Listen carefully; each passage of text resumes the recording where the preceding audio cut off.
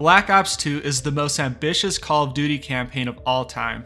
While most campaigns focus on one era of time, be it past, present, or future, the story of Black Ops 2 spans multiple time periods. It stretches from the 1980s all the way into the 2020s. 40 years, 2 generations, a grand scope, all in the span of a single game.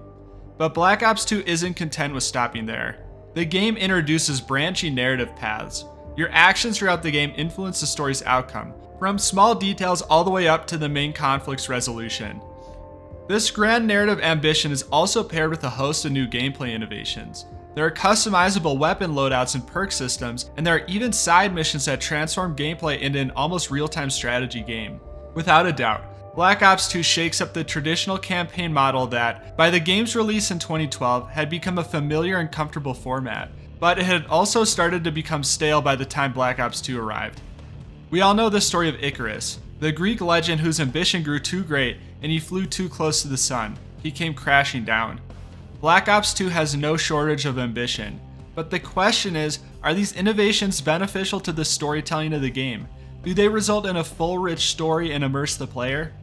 Well, that's what we're here to investigate. We're going to dive into Black Ops 2's campaign, and we're going to analyze its story and how its gameplay and mechanics feed into enhancing the narrative experience. We're going to focus on the new innovations Black Ops 2 introduces, especially the branching narratives. The way that Black Ops 2 incorporates its branching narratives is very unique, and I find it fascinating. One quick plug before I begin. Along with doing YouTube, I'm also a science fiction writer. My series, The Northfield Saga, is a post-apocalyptic series focused on a man, Mark Northfield, who's blackmailed into assassinating a target. Little does he know, his target holds the key to saving the world. If you like the high-intensity, near-future narrative that Black Ops 2 weaves, I think you would really enjoy my series. It would mean a lot if you checked out my novels and supported my dream. Links are in the video description. Now let's dive into the world of Black Ops once more and declassify this story. Black Ops 2 has a killer opening. It's maybe the best opening in the entire series, with stiff competition from its predecessor. Black Ops 1's opening was so brilliant because it introduced a litany of questions which piqued the player's curiosity. Black Ops 2 uses the same technique. A bunch of vehicles storm a compound. Soldiers pour out, ready for action, only for the player to find out that they're raiding a retirement home. Inside resides Frank Woods, one of the supporting characters from Black Ops 1. We thought he had died in that game, but clearly he's still alive, and with his trademark wit intact. Safety's on, dipshit. Hey, old man. He and Section seem to know each other. Section and Harper, a man in his unit, interrogate Woods. A terrorist named Raul Menendez visited Woods and gave him a pendant along with a short message. All he said was, mi hermana. That's Spanish for sister, dipshit. Already, we as the player have a ton of questions. Who is this Raul Menendez and how does he know Woods?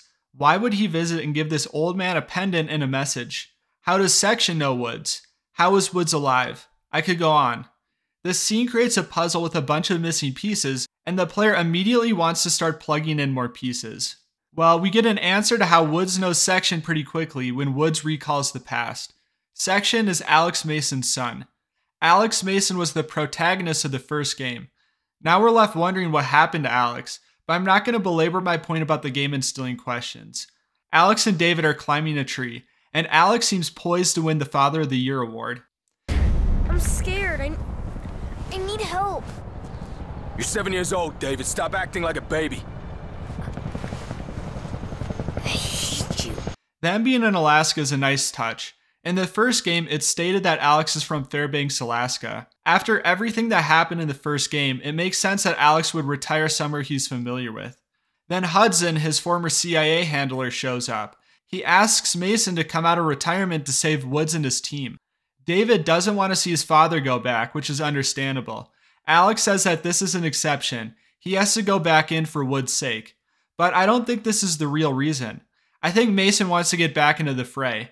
This is because even after saving Woods, Alex continues working with the CIA. The game doesn't need to outright say it, but it's evident nonetheless. This is a great example of the subtle character work which Black Ops 2 does so well, perhaps better than any other game in the series. Mason deploys to save Woods. We're greeted with the mission debrief screen, where we can select our loadout for the mission. This is a first in the series, and the first of Black Ops 2's innovations. At first, I thought the purpose of this feature was merely to bring multiplayer elements that people like into the single player. But I came to realize it actually integrates incredibly well with the narrative design. Black Ops 2, unlike its predecessors, is designed to be replayed. Many players will want to see how different narrative events play out. If you want to see a different story event, you're not left trudging through the same mission in the exact same way. Taking a shotgun versus a sniper will vary how a mission plays and keep things interesting. The CIA has been backing a revolutionary leader in Angola named Jonas Savimbi. He led the fight for independence from Portugal in the 70s, but he's now embroiled in a civil war. He's the anti-communist leader versus the MPLA, the more communist-leaning faction. Since it's the 80s, the CIA is naturally backing Savimbi in this fight. I got this info from a cursory Google search, so I'm no expert, but the way Black Ops 2 weaves historical events seamlessly into its narrative is impressive, just like its predecessor. It gives this story a weight of realism and authenticity that immerses you. Mason fights with Savimbi and his men. The mission opens with a man burning alive in a vehicle, with Mason unable to break him out. It sets the stage for the Civil War being a bloody, brutal conflict. Savimbi's men report Wood's location after we've helped them fight off the MPLA. Mason hops into a chopper with Hudson. Woods takes a break from this story to recall his apparent death in Black Ops 1. The grenades didn't explode as near to him or Kravchenko as Mason thought, so both men are still alive. Kravchenko came to first, and he captured Woods. He was MIA while Mason thought him dead. Woods eventually broke out and was recovered by Americans. The mission proceeds with Mason and Hudson en route to rescue Woods after his second capture. Honestly, the logistics of Woods confused me when I first played, so I want to repeat myself to make it crystal clear. In this mission, we're not rescuing Woods from Kravchenko after he went MIA. Woods made it back from Nam. He got captured again on a new separate mission from the CIA. Hudson and Woods capture a boat and fight off the MPLA. This is a really cool set piece as Mason has to swap between various machine guns to fend off incoming boats. If he fails, enemy soldiers board the boat. It's very dynamic, and it's a sign of Black Ops 2's commitment to innovation and freshness, even with its set pieces. When the coast is clear, they pull Woods out of a shipping container. The conditions are horrible to say the least. Woods is emaciated and can't even speak. Their boat gets destroyed, so they have to escape on foot, avoiding enemy soldiers. Mason, in the hopes of securing their evac, sneaks up on a young radio operator. The operator is speaking with Kravchenko. So Mason and Woods' nemesis is still around and in action. Mason holds the operator hostage as he's discovered by enemies. The operator, though, is a daring, unhinged man. In fact, he's Raul Menendez, the game's antagonist. He unpins a grenade and tosses it, unleashing chaos. He seems uncaring that one of his fellow soldiers dives on the grenade. Cold, calculating, and reveling in chaos. We get flashes of Menendez's character here. He turns on Mason and strikes, and in the scuffle, Mason shoots out his eye. Mason bails, and he flees with Hudson and Woods. They make it to the beach, and Savimbi comes to their rescue. The mission is a success as the three men make it out alive. But current-day Woods recalls Mason's encounter with Menendez again. That's how it started. Her old man tries to kill Menendez. Menendez wants payback, even if it takes decades. Menendez, back then, was a big fish in a small pond. He made his cake, running a drug cartel out of Nicaragua. It was a hand-me-down. The CIA smoked his old man. Old Cyclops is pretty pissed at America. Here we see Menendez's biggest personality trait, his unrelenting hunger for revenge when he's wronged. Also, we learn that the CIA killed his father. How would you feel if your dad was killed by the CIA and then that same CIA came back and took out your eye? His animosity is evident. Then Woods turns his attention to the current day. We get insight into the world situation and a hint of why David Mason and his team are visiting Woods. Rare earth elements. Whole fucking world runs on this shit. Who controls all of it? China. Jeez. So while corporate America is kissing China's ass. Now the mysterious Cortes Diaz social network has crowdsourced simultaneous protests in both Iran and North Korea. Never seen in public, who really is the leader of Cortes Diaz? He's known only as Odysseus. Odysseus? My ass. Raul fucking Menendez. Asshole. Black Ops 2 spins a pretty complex geopolitical narrative, incorporating social media, the importance of rare resources to current technology, and how China's hold over those resources impact government as well as corporate relations. In the same way that Black Ops 2 incorporates past events into its story, it also ties real-world concerns and forward projections into the near-future narrative. And at the heart of it all lies Raul Menendez. It's an incredibly ambitious narrative, and I think we see some of the cracks start to show as the next mission begins. David Mason and his team infiltrate a compound filled with Cortes D soldiers. They hope to discover what Raul Menendez is after. While scouting out the compound, we get exposition about Menendez and the conflict. How many followers does Cortes D have right now? What, 1 billion people? Try 2 billion. They'll never believe their leader's a terrorist. They think Menendez is their savior. My problem with this is that there's a lot of telling going on and not much showing. Pretty much everything we've learned about this future world has been merely told to us by a character. We haven't really seen or experienced any of it ourselves. We hear that Menendez is a threat and a terror in the current day, but we haven't seen it. We're told he has this huge following that's 1/3 of the planet, but we haven't seen it aside from a second or two clip from a news station. We're told what's going on, but we don't experience it. We've learned everything secondhand. It leads to a disconnect between you and the characters and a detachment from the central conflict. This gets remedied later in the game, but it's definitely noticeable here. I think this is a direct result of the game's ambition. Once again, the story is juggling a past narrative that's weaved through historical events and a future narrative that's tying in real-world fears. We haven't even gotten into the branching narratives yet. The game just doesn't have the time to establish the future setting in as robust a fashion as if the game entirely took place in the future. And I think all things considered, the sacrifice is worth it. But I think it just goes to show that Black Ops 2's great ambition comes with some sacrifices, and there are a few more of those throughout the game. Not long after Section and his team reach the base, the action begins. The future setting affords Black Ops 2 freedom with introducing more enemy types. In this mission, for instance, there are cloaked enemies in addition to the regular grunts. The best way to counter the cloaked enemies is to use a special weapon sight like the millimeter scanner or to disable their suits via an EMP grenade. There's a nice interplay between various enemies and futuristic tools and weapons. You can also do things like hack turrets or even get a camouflage suit of your own. The combat in 2025 is familiar, but the advanced technology adds a significant level of variety and even some gameplay depth by expanding the player's options. When I returned to the past missions, I found myself missing the increased capabilities and options in the future missions. So with all that said, I think Black Ops 2 does a great job of using gameplay to reinforce the setting while also retaining the Call of Duty identity. Section and his team fight through the facility and come across the scientists they're looking for. They find out what Menendez is planning, at least part of it. And what is, Menendez's interest in you, buddy? They brought me here to process the Solarium. It's a new, rare earth element that will render all existing microchip technologies obsolete. Rumors around the lab were that Menendez plans to use it as a basis for a massive cyber attack. I heard talk of something called Karma. It may be the name for the cyber weapon. Menendez wants to hack something. The question is what he's planning on attacking. Fortunately, Section and his team bag the Solarium, so Menendez can't use it.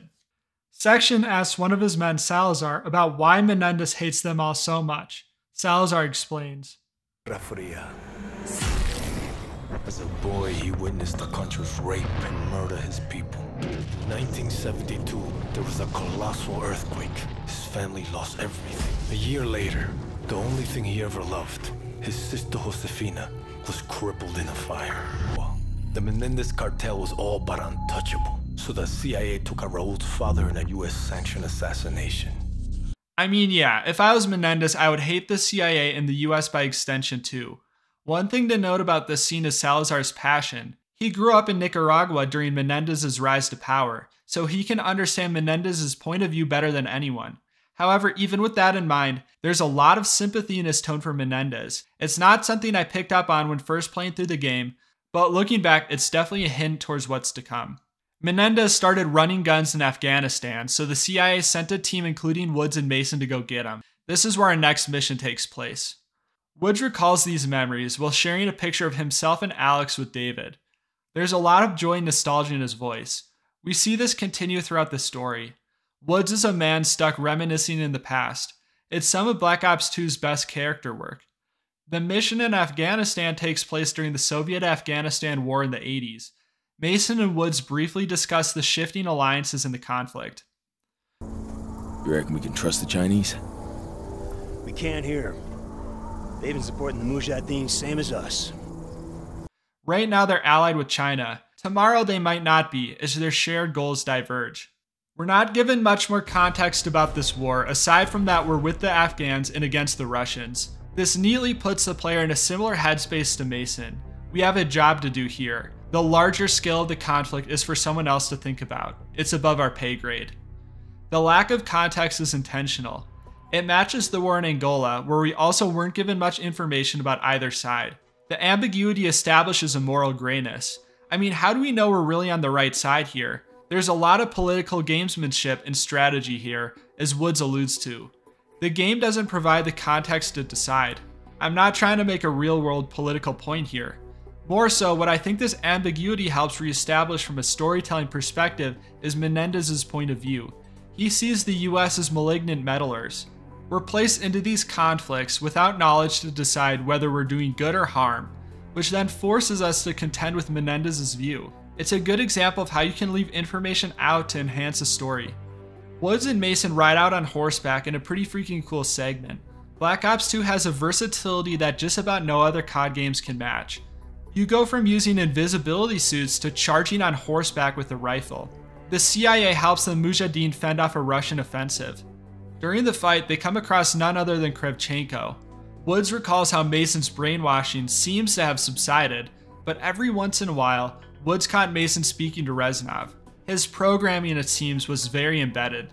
We see this play out in the next scene. Woods and Hudson interrogate Kravchenko, and Mason starts to see the numbers again.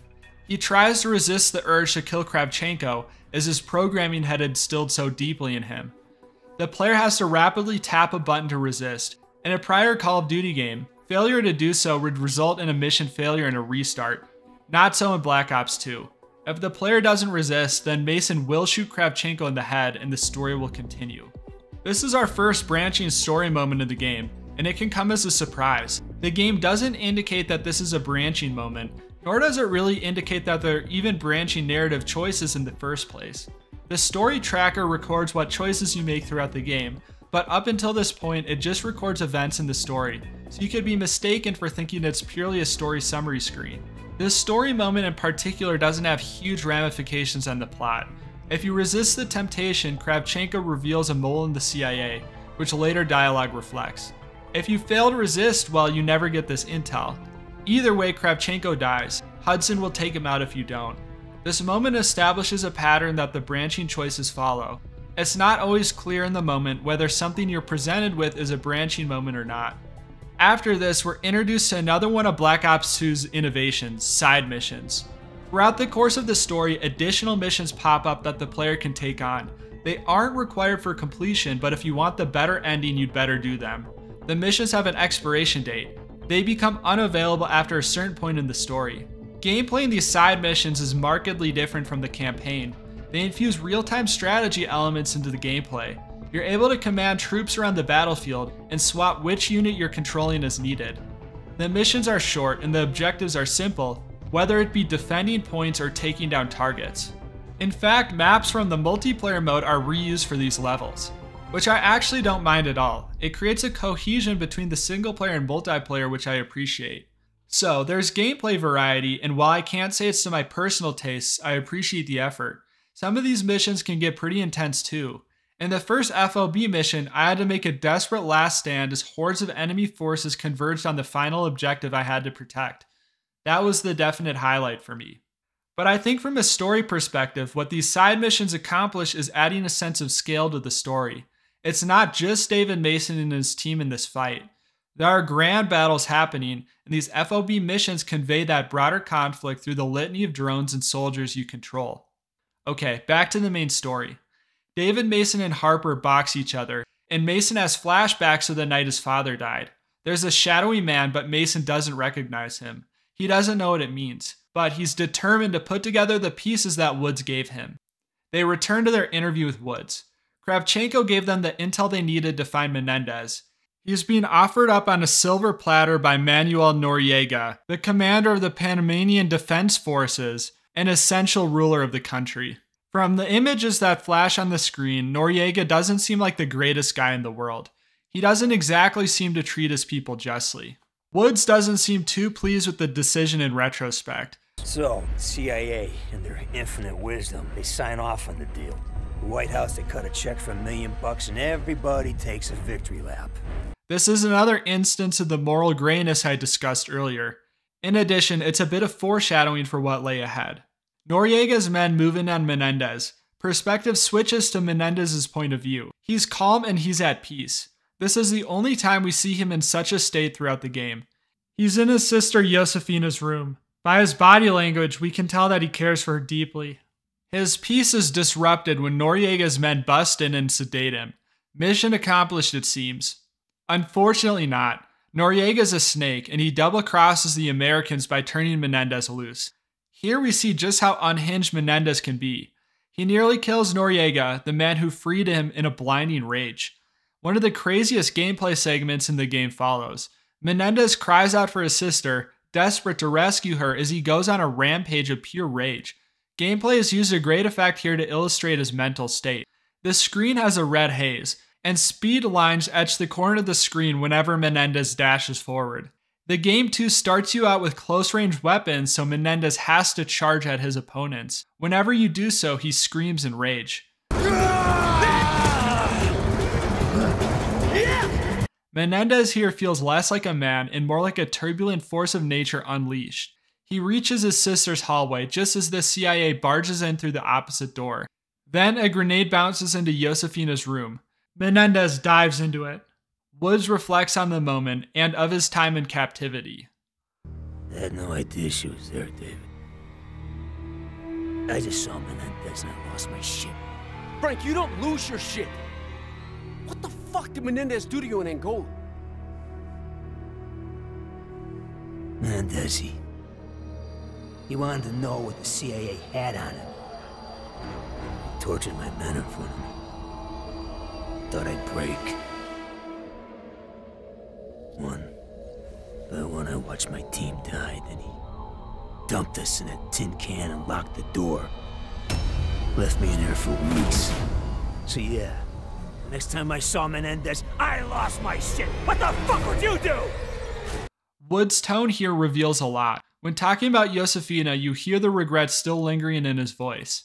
Likewise, at the end, the anger he feels towards Menendez is still raw. By the focus on Menendez's past, it's evident by this point that Menendez is not a man who's moved past it. But by the same token, Woods is a man defined by the past as well. You can tell that he spends a lot of time thinking about these moments and spends a lot of time looking back.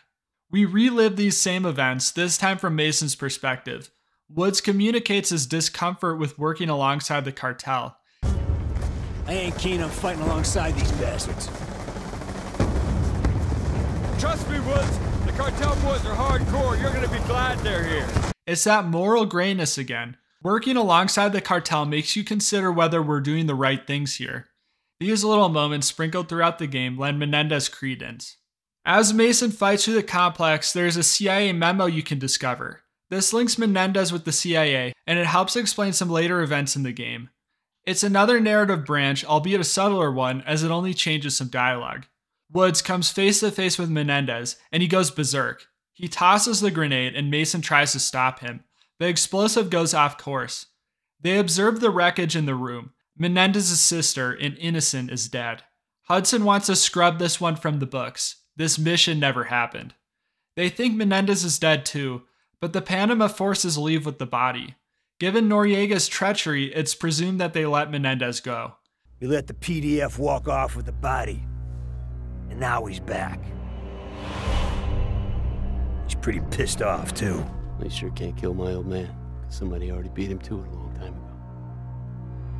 The death of Menendez's sister explains his desire for revenge and retribution, but there's still evidently more to the story. Woods knows, but David doesn't quite recognize it yet. I do want to quickly mention the game's pacing here. We're 4 missions in and 3 of them have taken place in the past. While this is great at building up interest in the past narrative, the current day storyline feels a bit disconnected. It lacks a sense of momentum. Fortunately, that starts to shift in the next mission. One of the CIA's undercover agents for Reed has intel on Menendez's second-in-command, DeFalco. He's been sighted in Pakistan, the same location where the US has lost a recon drone. David Mason thinks there's a link with Karma, Menendez's cyber weapon. Karma might have taken the drone out. The SEALs decide to pay DeFalco a little visit. But before that, Harper suggests boxing to throw off some steam. He says something that triggers Mason, and he has a flashback. Come on, go suffer with me. What did you just say? Come suffer what? These flashes I'm getting. Die. I know I was kidnapped the night my father died, but I could never see. It was Menendez. We have another revelation. Menendez is the one who kidnapped David. This leaves us with a whole bunch of questions. How did David get kidnapped? What happened that night? Maybe, most puzzlingly, why didn't Woods tell David about this? What's he hiding? Black Ops 2 isn't quite as mystery-focused as its predecessor, especially when it comes to the later chapters. Nonetheless, when it comes to mystery, Black Ops 2 employs the same playbook as its predecessor to great effect. When there's a revelation, it's always followed by more questions that keep the player engaged and hungry for yet more answers. It's really well done. David and his team head for DeFalco. The mission starts off action-heavy. There's a monsoon that verges on the apocalyptic. Throughout the level, you witness the devastation this monsoon has caused. Debris and ruins litter the environment, and bodies float in the water by the dozen. This is some really nice environmental storytelling that creates contrast with the upcoming mission. David and Harper find Menendez, and they spy on him as Menendez makes his way through the facility. DeFalco and Menendez meet up. While eavesdropping, we get bits and pieces of intel. It's actually possible to fail the surveillance objectives after the very first one. If you fail, you miss out on learning that Menendez is allied with Tian Zhao, the chairman of the Strategic Defense Coalition. This in turn blocks out a Strike Force mission to assassinate him. It's another example of Black Ops 2's variety and branching narrative. Failing mission objectives doesn't necessarily result in a game over screen, but rather can result in cascading narrative effects. But perhaps the best example of the variety and branching narratives is coming up very soon. Besides the intel on Zhao, David and Harper don't learn a whole lot before they're burned by Menendez. Not only am I aware of the infiltration,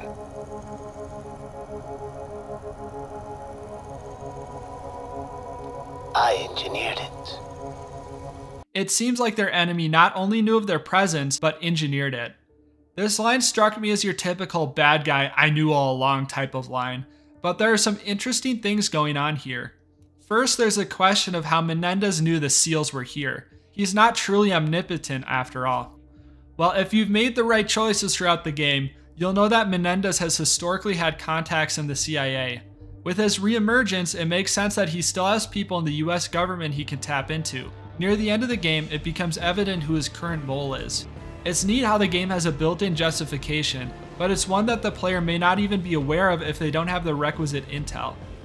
Secondly, there's the question, why would Menendez not only enable, but engineer the SEALs into eavesdropping him? Menendez is playing at a higher level than his enemies, and the disastrous consequences of this will come. The SEALs make their escape. During the high-octane getaway, the game delivers its most novel and impactful narrative choice. At least it was both of these things to me. You're driving with Harper in the gunner seat. A fuel pipe bursts into flames above you. If you avoid the flames, Harper makes it through scot-free. But if you fail to avoid the flames, Harper gets burned by them.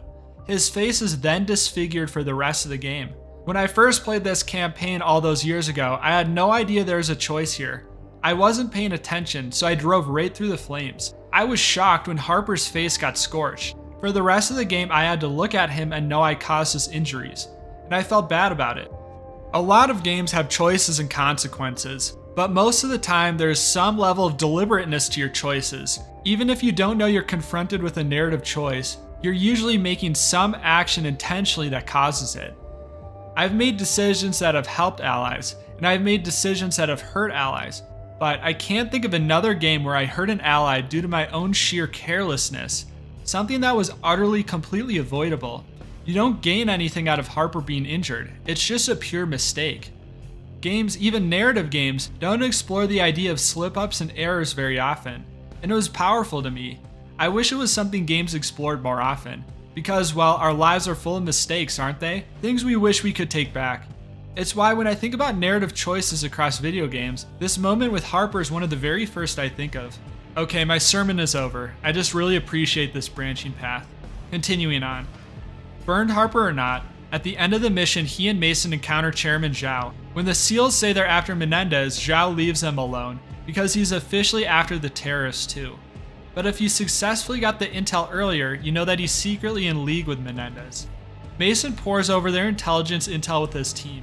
They discover a logo that they link to Colossus, a floating island resort. There, they believe, is the key to finding Karma.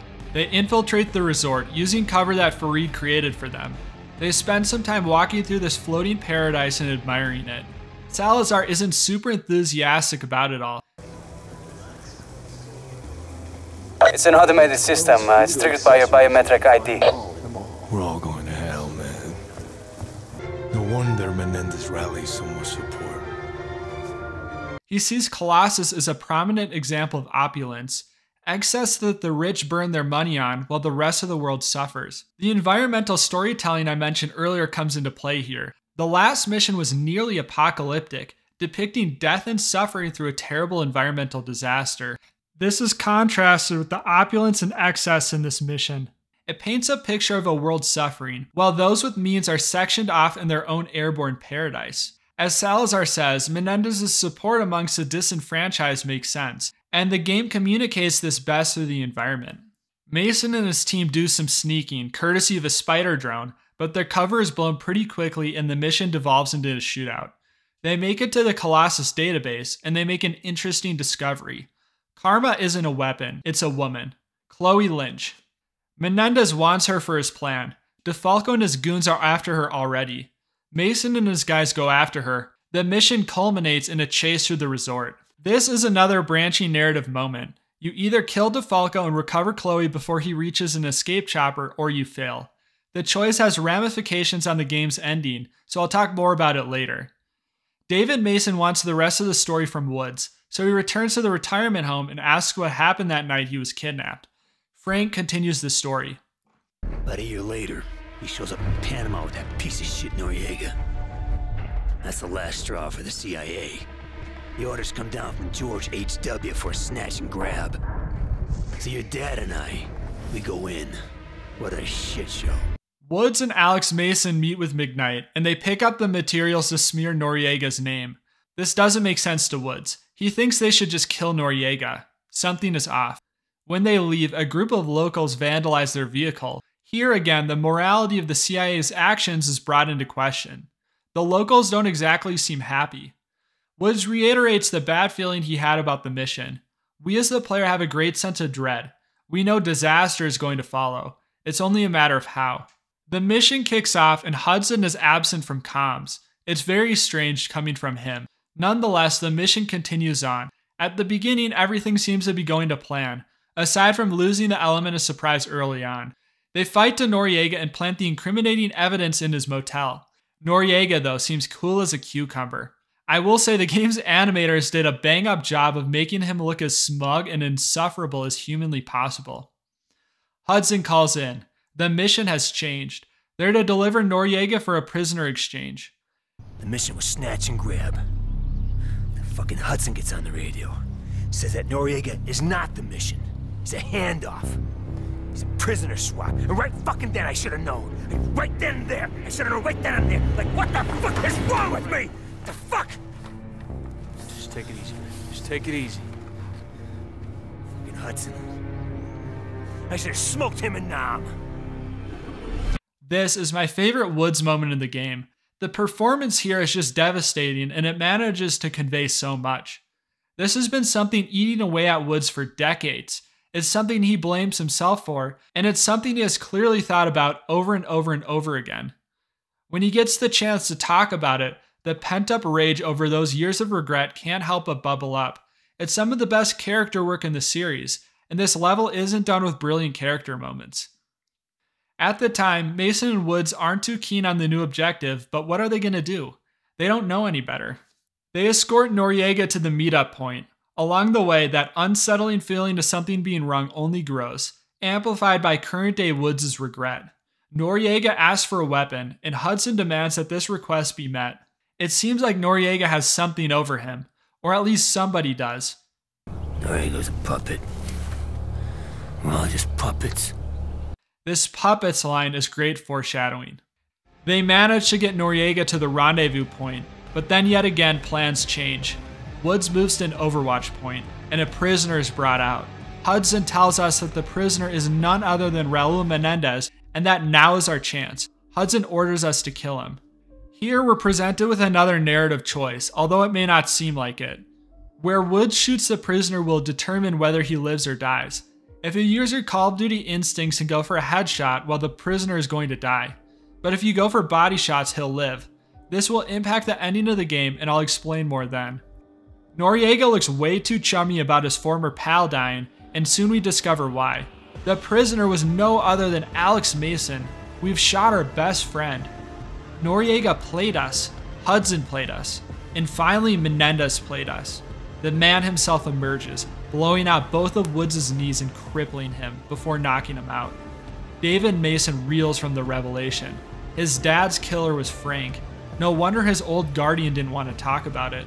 When Woods awakes, he finds himself in a basement with a young David Mason, Hudson, and Menendez. This makes Hudson's treachery a bit more palatable.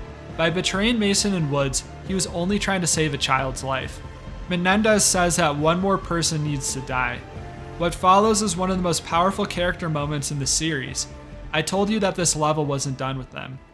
Woods, I can't. I have 2 kids. They... Fuck! Okay, me! Do it! Do it! What makes this work so well is our history with Hudson. Throughout this game and the first, we've only really seen one side of him. He's a smooth, cool killer, your quintessential CIA agent. All business, unafraid to kill and unafraid to die. Seemingly unfazed by everything and only caring about the mission. In Hudson's last moments, we see who he really is. He indeed is a man who values his own life. He is scared of dying like everyone else. He has a family to go back home to, just like Alex had. And in his fear, he asks Woods to die in his place. But after this glimmer of vulnerability, he finds his courage and he sacrifices himself for Woods. Courage is only valuable if it's overcoming fear. Sacrifice is truly meaningful when someone is valuing what they're giving up. In Hudson's last moments, we see not an elite CIA agent, we see a man. And this glimpse into Hudson's humanity is really moving to me. Menendez proceeds to kill him, in one of the most graphic and brutal deaths in the series. After the showcase of Hudson's humanity, his death hits extra hard. Menendez then leaves, leaving David and Woods alive to suffer. David is still reeling from the story, but he doesn't blame Woods. He understands that Woods is a victim just as much as him. Amidst the news, his resolve to take down Menendez only strengthens. With the help of Chloe, or a CIA nerd depending on if she was captured by DeFalco or not, David puts together that Menendez is planning an attack on June 9th, the abolition of slavery day. Which, by the way, the cyber guy's actual credit is CIA nerd, which I find really funny. Admiral Briggs has also tracked Menendez to Yemen, and he orders Mason and his team to get the terrorists right away. Mason detects a trap, but Briggs overrides him. He calls upon Fareed, the CIA double agent who has been helping us so far. In the next mission, we start in his shoes. This gives us an opportunity to speak with Menendez up close and personal. The tension here is really high. Menendez gives off definite vibes that he suspects Fareed is a mole. As Fareed, you feel like a mouse at the whims of a sinister cat who's playing with its food. Mason and his forces attack. Menendez is ready for it though. As David says earlier, this is a trap. Menendez splits from Fareed and tells him to meet at the rendezvous point. Fareed is put in a bad spot. He has to fight through his own allies to preserve his cover. At the rendezvous point, Menendez shoots down Harper's aircraft and captures him. Menendez then hands Fareed a pistol and tells him to prove his loyalty. Here we're given a direct choice. Kill Harper and protect your cover, or try to take a shot at Menendez and end his schemes right here and now. This choice is interesting because there is a right tactical decision. Harper urges you to kill him, and he's right to do so. Fareed likely can't get the shot off and he'll be blowing his cover. If Fareed goes for Menendez, he very predictably gets shot down. Harper knows Fareed's life is more vital to the mission. And what's interesting is that the game follows through with this. If you want the best story outcome, you have to kill Harper here. But that means losing Harper, and he'll no longer be at your side throughout the rest of the game. Harper is my favorite of the modern era side characters. However, I still wish we had gotten more time with him before this moment to make it even more impactful. Because of how past oriented the first half of the game is, we've really only gotten a handful of missions with him. But it's simply one of the drawbacks of the narrative structure. We just don't get as much time with the modern day characters. Nonetheless, Harper is a naturally charismatic and likable guy, so I do think this moment is still effective. His absence is really felt, which adds a lot of weight to this choice. The game is essentially presenting a choice here between your friends or your mission. The fact that it follows through with the consequences is what makes it work so well. Mason arrives on the scene to either living Farid or Harper. He continues the pursuit for Menendez, and surprisingly he captures the terrorists, but Menendez doesn't seem all too disappointed by it. Remember, this is all a trap, and in the next mission we see the consequences. At the opening of Odysseus, we're given a cutscene between Briggs and Secretary Petraeus. Depending on your choices up until this point, mainly whether we've killed the upstart Tianjiao for them, China has either agreed to cooperate with us or is hostile. Either way, Mason and Salazar interrogate Menendez. During this, Menendez goes on a diatribe. It was taken from me. Do you know what that feels like yet? An American torched the warehouse. For insurance money, $11,000. That was the value they placed on her life. She was the reason for me to live. What about you, David? What drives you? Is it me? Einstein once said that the economic anarchy of capitalism is the real source of evil. Your father and his people took Josefina from me. Pues, tu papá está muerto. Your father is dead. And his people.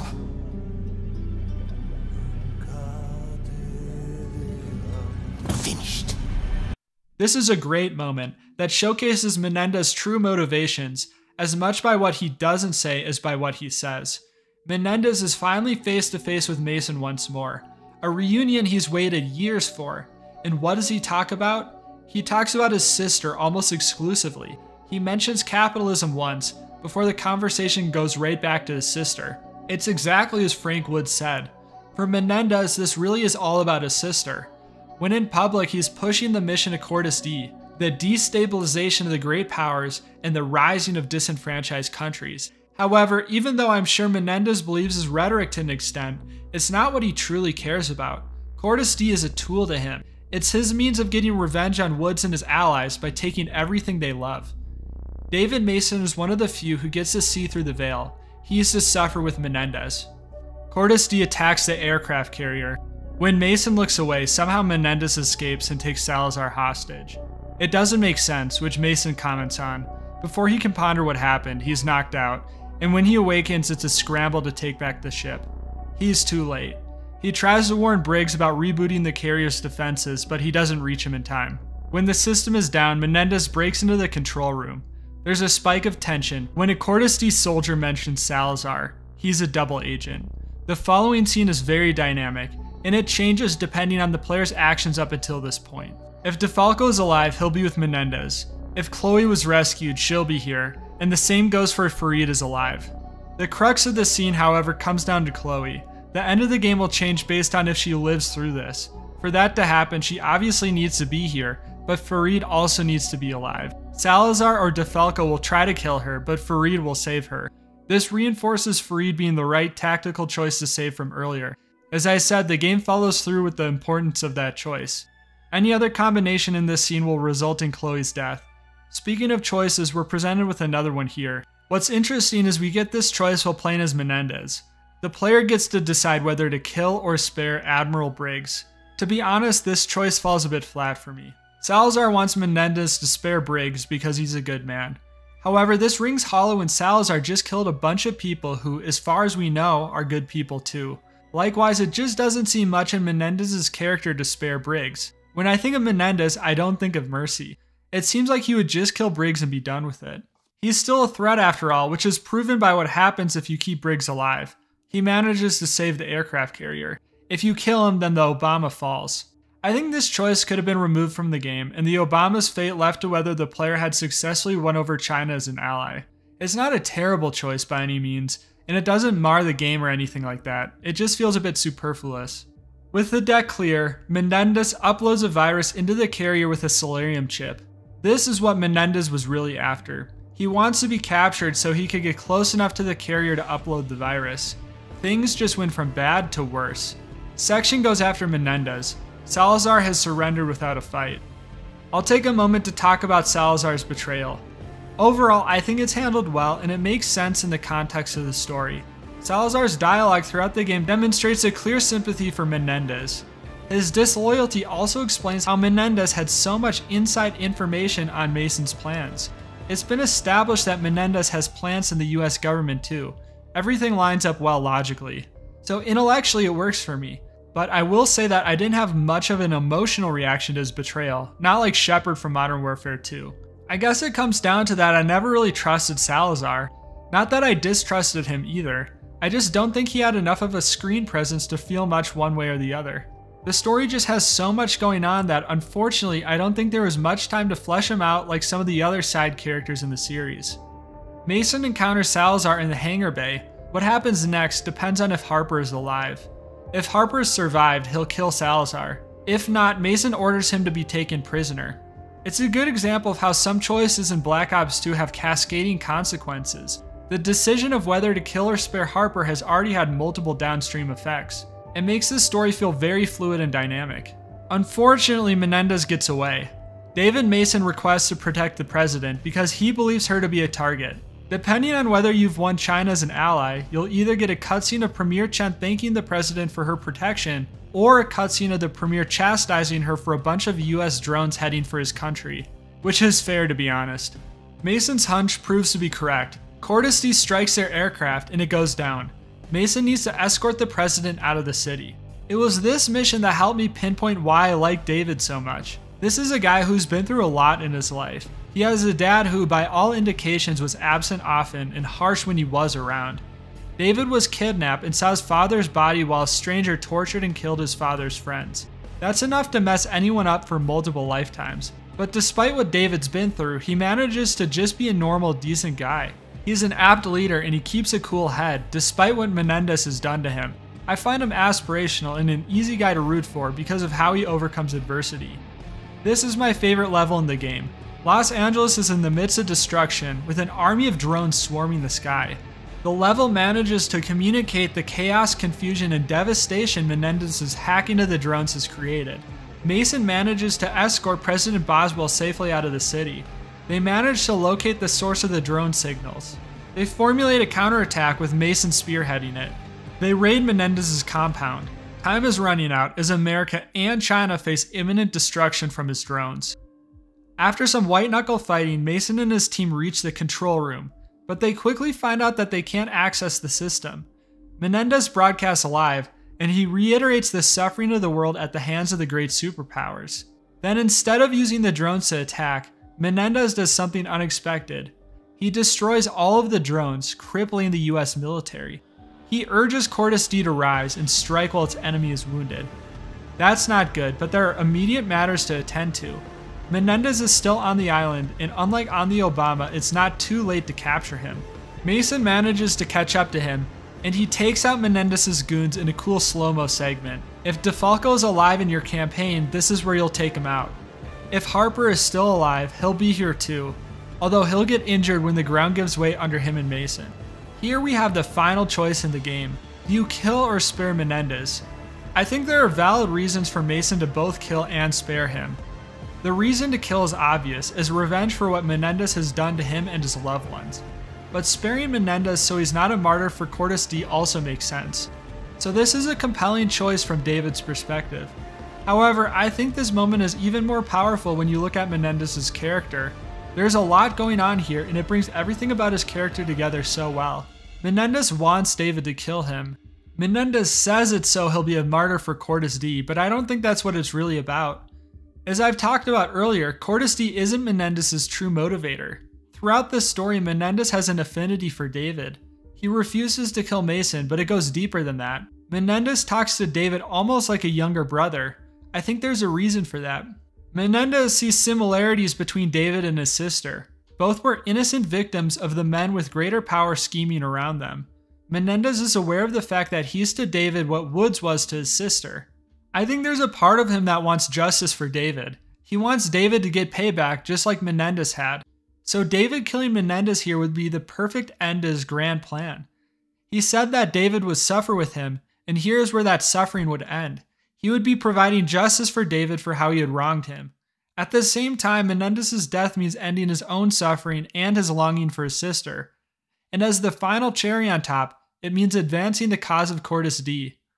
You as the player decide whether to grant Menendez this ending, but regardless of your choice, the game ends. So let's get into the endings. There are 8 of them, and they're contingent on 3 key choices during the campaign. First, whether or not Woods made a kill shot on Mason. Second, whether Karma is alive or not. And third, whether David kills or spares Menendez. I got 3 of these endings. The best ending, arguably the worst ending, and one that lies in between. So, the best ending happens when Alex, Mason, Karma, and Menendez all survive. Karma is able to stop Menendez's virus in its tracks. Menendez rots in jail. Without anything to fuel his movement, it fizzles out. He watches Karma do a TV interview and bangs his head against the monitor in frustration. Lastly, David and Alex reunite. It's sort of an open question of where he was all these decades, but nonetheless, it's a happy ending, with Alex encouraging him. You made me proud that day. I fell. Yeah, but you got back up. So that's the best ending. There are a few bad endings, but here's arguably the worst. It happens when Karma is dead, David Mason is dead, and Menendez is alive. Without Karma around, nobody can stop the virus. The CIA nerd just doesn't have the chops, I guess. Ah, some piece of piss, this Solarium. Menendez breaks out of prison and he murders Woods by slitting his throat. With the world in chaos and his mission finally complete, he digs up his sister's grave and burns himself alive. The third ending I got is also pretty bad. Karma is dead, Menendez is dead, and Alex Mason is dead. Once again, nobody can stop the virus, so it runs rampant. Menendez was right about his death. He is a martyr for Cortes D, and his movement grows in light of his death. A grand uprising happens, and the world burns. David visits his father's funeral with Woods, and he decides to retire. So these are the 3 endings I got. The other 5 are mostly just variations, mixing and matching these different events. But the thing about branching endings is that most players only receive 1. Most players don't replay the campaign, so they're not likely to see some, if not most, of these endings. So rather than extensively analyzing each one, I want to take a more comprehensive look at the narrative choices in the game. I find the experience of making these choices, and the general impact they have on the narrative, more interesting than the outcomes themselves. As I talked about at the beginning of the analysis, Black Ops 2 is a big narrative departure for the series, especially when you consider that its predecessor tells one of the best stories in FPS history. Changing up that format is a big risk, and it comes with some trade-offs. You lose out on the preciseness of telling a story because you have to account for variation. It would be difficult to make Harper an integral part of the game's ending, for instance, because he may die halfway through the game for half the players. But I won't go on about this. I think most people understand the inherent trade-offs that come with branching storylines. The question is, in Black Ops 2's case, was this narrative structure worth it? Do these choices feel like an integral part of the game, in line with its themes and the general experience the campaign is aiming for? Or is it a tacked-on addition, an innovation purely for the sake of innovation? Well, as you probably gathered from my analysis so far, I think most of the choices are integrated really well. There's a variety of the choices that make them feel organic and spontaneous. There are black and white choices mixed with hidden decisions like when you shoot Alex Mason. The campaign is dynamic in response to your choices, and there's more carry through the consequences than a lot of other games, even ones that claim to have even more focus on narrative choice. I touched on some of these events, like Harper's scarring, but there are a lot I didn't touch on. For instance, if you lose Chloe to DeFalco, it will open up an additional mission where you can try to rescue her again. And furthermore, there are a lot of subtle changes in cutscenes that I didn't touch on. A lot of the time, dialogue changes or different characters appear depending on your choices. But something can be integrated into a story really well and still feel like a mismatch for the narrative. So does the player's ability to make choices align with the story that Black Ops 2 is telling? This is where I think the true beauty of this narrative lies. The ability to make choices fits so thematically well with the story. Black Ops 2 at its core is a story about the sins of our fathers and how we deal with them. David Mason is our protagonist, but for the first half of the game he's a passive participant. There's a large focus on the past where David learns about events that he has no control over, yet they're events that he still has to deal with. He's inherited problems that were created by his father and allies. In fact, he's a direct victim of these problems. He's suffered as a child and endured trauma to no fault of his own. But as an adult, he has the power to deal with these problems. He has the ability to deal with the legacy of the past and determine the outcome. He can't change what happened, but he can change the future. We as the player join David on this journey. By being able to step into his shoes and make these decisions, we're even more connected to his character and his newfound agency in the story. Not every choice in the game fits into this template, but I think it's still a large part of the thematic framework. So putting it all together, the choices in Black Ops 2 were executed well, but even more critically, the ability to make choices meshes beautifully with the game's central story and themes. With all that said, I consider Black Ops 2's branching narrative a resounding success. So, with all of its ambition, where did Black Ops 2 land? Black Ops 2 took a big risk by entirely changing its narrative structure. There are some drawbacks to this. The pacing, especially at the beginning of the game, is a bit odd, and the current story feels a bit neglected at first. Furthermore, the current day characters like Salazar and Harper don't get quite the time to shine that supporting characters got in other games. However, I think these drawbacks are small compared to the dynamic, unique, and compelling narrative Black Ops 2 spins. The sheer complexity of this story dwarfs the other campaigns, which is why this analysis is so darn long. Black Ops 2 shot for the stars. You can tell that it wanted to be the very best Call of Duty campaign. For me, I guess it's hard to compare Black Ops 2 to its predecessor. They're just two entirely different stories, and they both achieved their goals with the same mastery. And I think the one you prefer really comes down to personal preference. I appreciate Black Ops 2's ambition more than anything else. It's the Call of Duty campaign where I feel like I'll discover something new every single time I play, and that's a special thing. Thanks for watching. If you liked the video, please consider liking and subscribing and checking out my Northfield series. Until next time.